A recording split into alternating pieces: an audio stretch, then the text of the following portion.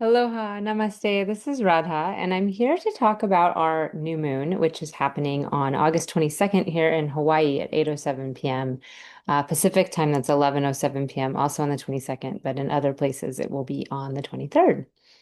This is our new moon in Leo in the star of Magha. And Magha is the mighty, it is the great, it is the magnificent. This is the place at the very forefront of the constellation of Leo. So the forehead, where we have our third eye point.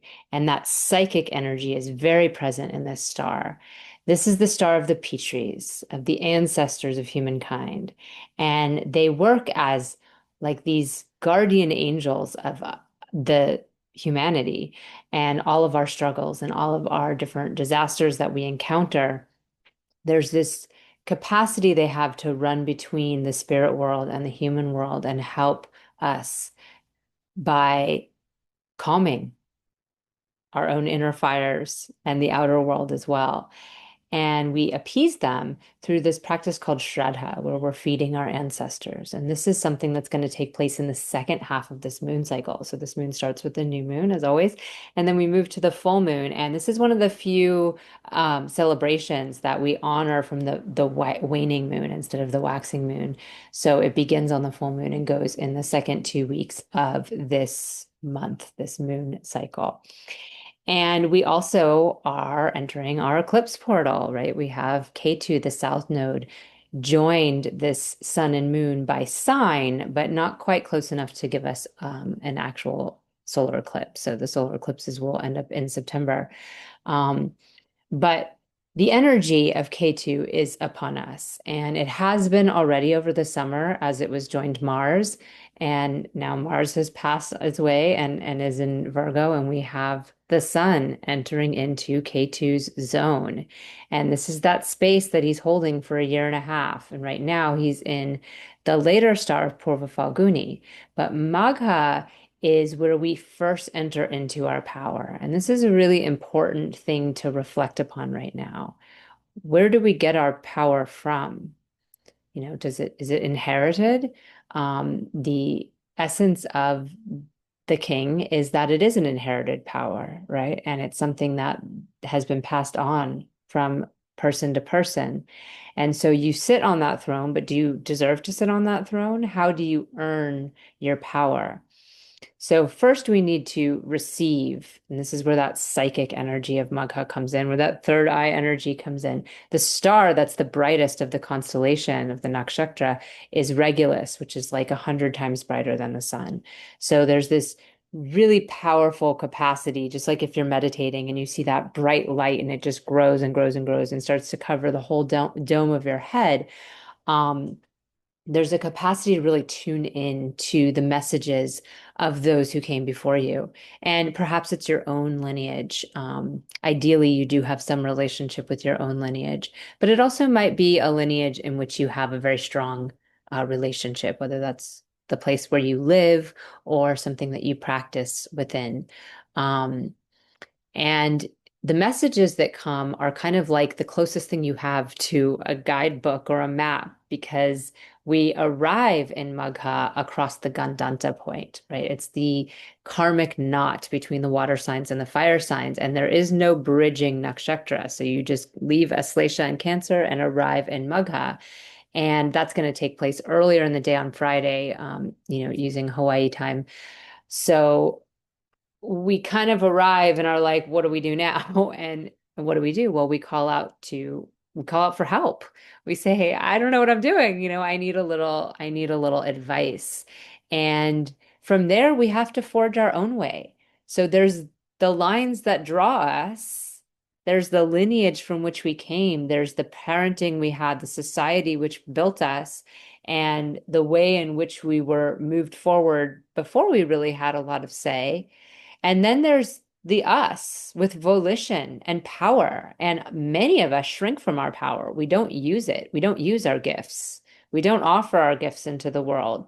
We kind of do what we think is right and what we think is acceptable. And we tend to, especially in the social media age, paint a picture of what we are and what we look like. and what our life looks like. And we don't really want to show all the messy bits in the background, right? We think of the king, we think of the power, and we even think of our image, even if we're not people who are overly powerful, or even seeking that, as something that needs to have a bit of a polish to it. We don't really want everybody to have to see all the underbelly of it.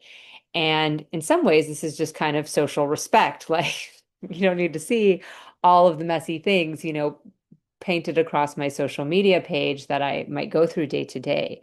But at the same time, what happens is people end up hiding from themselves. They end up shrinking more and more and more into um, themselves with all their pain, all their struggles, all the things they're going through. And the external part of them becomes almost like a shell. They can't really fully express, the greatest artists of our time, the greatest thinkers of our time, or of not our time, right? Many of them came before our time. Uh, were messy people, they had traumatic lives. They produced trauma for others. They were madmen sometimes, or women. Um, and they weren't really very polished. And that's kind of how the genius came out. When we're spending a lot of time on being a certain way, our genius kind of gets stifled. And so this is something to look at right now. Where are you stifling your genius? Where are you stifling your power? Where are you not stepping up and in because you don't want to be seen? You don't want to be in the limelight? And what is the root of that for you? In many ways, it's a humility that we've been taught. And this is a big theme in this axis that we're dealing with, the Aquarius Leo axis, all about humility and pride, being seen and hiding. So where are we hiding out of like a true humility? And not really, you can't really hide out of true humility, but where are we just being humble and not needing to, be center stage? Um, but or where are we kind of actually not offering our gifts to the world?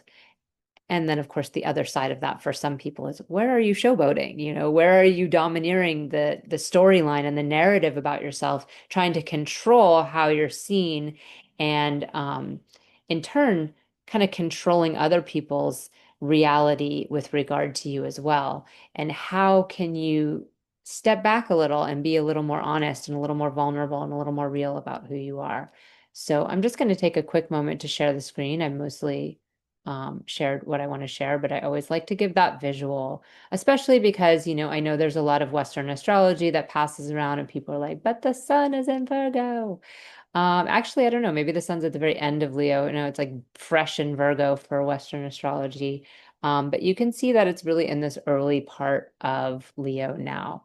So this is the moment where we're reckoning with our power and our leadership and our authority. And of course, it's not just our own, it's the power, leadership, and authority outside of us as well, whether that is your parents, your boss, your government, any people that are in positions of power. This is that struggle that we have.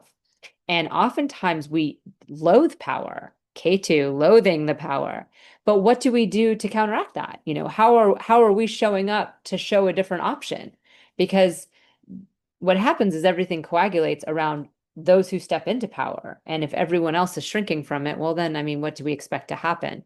So you have to kind of own your own place here on earth and what you have to offer and what you have to share and where you shine. And the less you care about how it's seen and how you're seen for what you believe or what you do, or what art you create, the more you're going to be able to enjoy your life and be yourself. And we're only given so much time here. The ancestors remind us that as well. You're only here for this one moment. Your past moments you can't take back. Your future moments might not happen.